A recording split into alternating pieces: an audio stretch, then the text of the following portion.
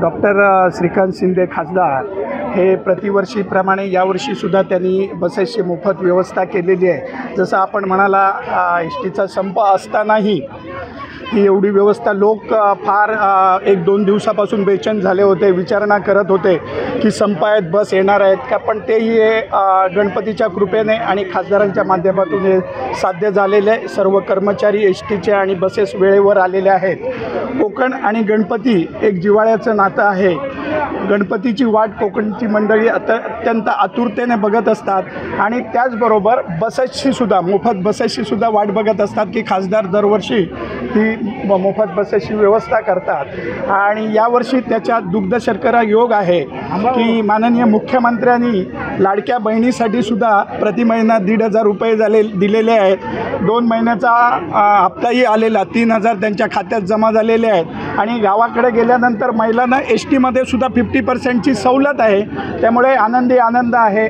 आम्ही गणपतीचरणी एवढीच प्रार्थना करतो, सर्व गणेश भक्त आहेत हे सुखरूप जावोत, सुखरूप येवोत आणि सर्वांना आम्ही मनापासून शुभेच्छा देतो। तसंच खासदार डॉक्टर श्रीकांत शिंदे यांना सुद्धा शुभेच्छा देतो, एवढी मोठी व्यवस्था करतायत।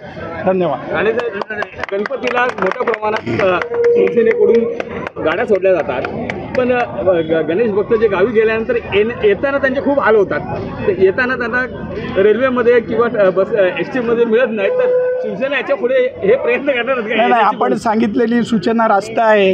हे अनेक जणांपासून अशी मागणी आली आहे की विचारणा करे, ही गोष्ट आम्ही खासदार साहेबांच्या कानावर घातली आहे। मात्र एस टी शक्य होणार नाही, कारण एकदा लोक गावागावाकडे विखुरली की एकत्रित होणं। पण आपण जसं म्हणाला रेल्वेचा विचार करता येईल पुढच्या वेळेस, खासदार निश्चितच करू। की आता या गाडीवरती जे ड्रायव्हर आहेत त्यांची काही योग्य ती तपासणी होऊन गाडी नाही, हे बघा एस टी महामंडळ हे अधिकृत आहेत आणि ह्याच्या सगळी जी खबरदारी आहे एस टी महामंडळ घेते, ह्या खाजगी बसेस नाही। त्यामुळे हा काय प्रश्न येत नाही त्यांच्या हेल्थच्या दृष्टीने, सेफ्टीच्या, हे सगळं एस टी महामंडळ हे नॉर्म्स पाळत असतं। गेल्या वर्षी दुर्घटना झाली होती गेल्या काळात, आपल्या इथून गाड्या सुटल्या त्यावेळी एक अपघात झाला होता। तर जे ड्रायव्हर आहेत ते त्यांनी अपघाताची किंवा हे बाळगली पाहिजे। नाही, तसं त्यांना सांगण्यात आलेलं आहे अतिवेगाने, कारण काय बाहेरच्या एस टी डेपोतून सुद्धा येतात, कोकणात जाणारे नवीन ड्रायव्हर असतात, तर त्यांना तशा सूचना केलेल्या आहेत। सावकाश जा, जरा वेळ झाला तरी चालेल पण सुरक्षितता। आणि तो गोवा महामार्ग आहे तो चालला आहे, तो तिथे खड्डे आहेत सगळे आणि पूर्ण झालेले नाही, तर याबद्दल काय सांगा? नाही, गोवा रोडविषयी, कोकणाच्या रोडविषयी रोजच माध्यमांमध्ये ह्या